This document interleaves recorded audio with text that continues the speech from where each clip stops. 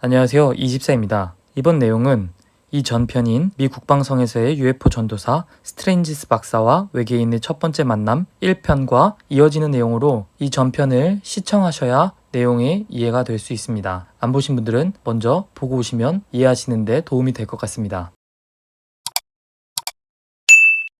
나의 과거와 조상들에 대해 30분 정도 얘기한 후에 그는 금성과 지구를 비교하여 말하며 금성의 중력이 지구의 85% 정도이므로 자신은 복부의 근육이 지구에 큰 중력을 지탱해준다고 말했습니다. 그 외에도 지금은 밝힐 수 없으나 장차 알려질 여러가지 정보들을 얘기해 주었습니다. 그는 예수 그리스도의 구원에 대해서도 보다 더 진전된 구원관을 가르쳐 주었습니다. 그때 나의 가슴은 뜨거워지며 눈물을 흘렸습니다. 나는 그에게 금성에도 성경이 있느냐고 물어봤습니다. 그는 창조주의 원리를 지키는 자들에게는 지구에서와 같이 인쇄된 책자로서의 성경은 필요치 않다고 말했습니다. 즉 성경 예레미야서 31장 33절 34절 말씀처럼 모든 사람들의 가슴에 하나님의 말씀이 쓰여져 있다는 것 같았습니다.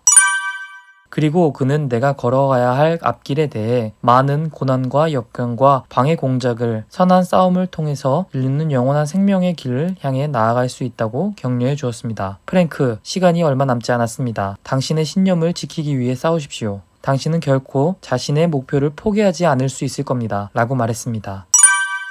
나는 또 다른 행성들의 생명체에 대해서도 물어보았습니다. 그는 이렇게 대답했습니다. 지구상의 인간들이 전혀 알지도 못하는 우주 도처에 수많은 행성들의 생명체들이 살고 있습니다. 또한 우주 전역에는 창조주의 완전한 법을 결코 거스른 적이 없는 수많은 진화된 존재들이 거주하고 있지요. 지구 인간은 하나님의 완전한 법을 거스름으로 이런 우주적 진실들에 대해 알지도 못하고 말할 자격도 없다고 말했습니다. 나는 그에게 미국의 군대가 당신이 떠나려고 할 때 강제로 떠나지 못하게 한다면 어떻게 할 거냐고 물었더니 그의 대답은 간단했습니다. 예수가 십자가에서 죽고 다시 살아난 후 제자들이 문을 걸어 잠그고 있었던 밤에 호련히 나타난 것을 모르냐며 우리는 몸의 진동수를 높여 눈앞에서 사라지고 몸의 진동을 낮추어 마음대로 어디든지 나타나기도 사라지기도 하는 능력을 가지고 있다고 말했습니다. 내가 그의 방을 떠날 쯤에 그는 내게 프랭크, 부디 자신의 신념을 계속 지키고 지금까지 걸어온 길을 계속하십시오. 먼저 하나님의 나라와 그 의를 구하는 일을 계속하십시오. 때가 되면 많은 것들이 당신에게 더해질 것입니다. 항상 하나님이 당신을 보살펴 주길 기도하겠습니다. 라고 말했습니다. 나는 미래에 무슨 일들이 내게 펼쳐질지도 모른 채 이 놀라운 첫 번째 만남에 크게 용기를 얻기도 했지만 무거운 책임감도 느꼈습니다. 그러나 한편 이 놀라운 만남을 다른 사람들에게 얘기한다면 누가 믿어줄까? 거짓말쟁이, 또라이 취급을 받지 않을까 하는 걱정도 했습니다. 또 한편으로는 이런 얘기를 강연이나 책자를 통해서 듣거나 보고 깨닫는 사람들도 있으리란 생각도 했습니다.